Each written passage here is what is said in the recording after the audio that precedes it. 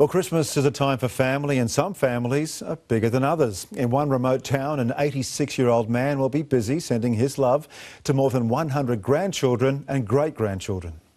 Kiara. Isaac. Shelby. Ben. This is just a sample of Joe Vertachnik's bloodline, and it's a long one.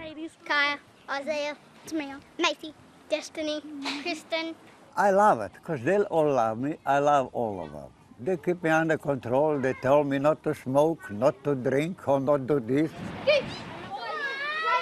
These days, Mr. Vertachnik basks in the love of what he says is well over 100 grandchildren and great-grandchildren throughout the country, which poses its own set of challenges. What's Christmas going to be like? How many people are you going to have over here? Oh, be lot of them. Like they invited me everywhere. I could be drunk for months. Mr. Vertachnik, or Scratchy as he was later called, was born in Slovenia in 1930, a country ravaged by the Nazis during the Second World War. After fighting with the partisan army, he fled to Italy before joining a flood of post-war migrants bound for Australia. As a fencer in rural New South Wales, he eventually employed dozens of workers, including migrants and Indigenous Australians. I look at people as they are. Doesn't matter what colour or what religion. Aboriginal people, they are good at giving things, sharing things. They work 1 week and have a week off.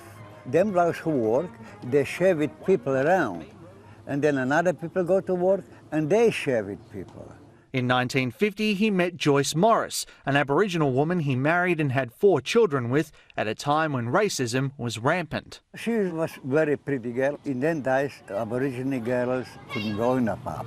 I said, all right, I won't come here, and I make sure that a lot of other people won't come in a pub. So then I was allowed and allowed. It was tough. Well, we were always out in the fencing camp, helping thread the wire through the holes and things, even though sometimes we made a mistake and had to go all the way back and do it all over again, but we still had fun. But the marriage eventually ended. Both started new relationships, but they remained close. It was hard, but they were friends. Mum lived here, Dad lived here. If Dad went to Charleville to live, Mum was in Charleville living too, so we always seemed to be together. Mr. Vertachnik soon had 5 more children with another Aboriginal woman, Patricia Smith, before her death in the mid-70s. He took me overseas to Yugoslavia to meet the family over there. I think I was 7 when she passed away. In the first 2 weeks of me being there, not even knowing the language, and I was singing and talking and everything. I learnt the language like nothing. After 7 months over there, I come back to Australia and I couldn't even speak English. Over time, Mr. Vertachnik's children started their own families, resulting in a dizzying genetic legacy. From Gaduga and Weewaw to Orange and Dubbo, Joe's family tree branches out far and wide. Here in Lightning Ridge, 35 of his grandchildren and great-grandchildren attend the local primary school. That's about the size of a regular classroom. I remember my son, when he was going to school, they asked him what nationality he was. He said, well, my grandmother's Aboriginal and my grandfather's Yugoslav, so I'm a Wagorigini. And she thought that was great. But for the man they call Pop Scratch, is it all too much? Oh, I look still for more.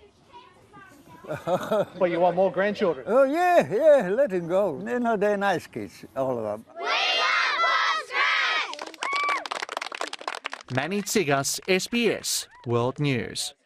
Yes, Merry Christmas to Pop Scratch. Well done.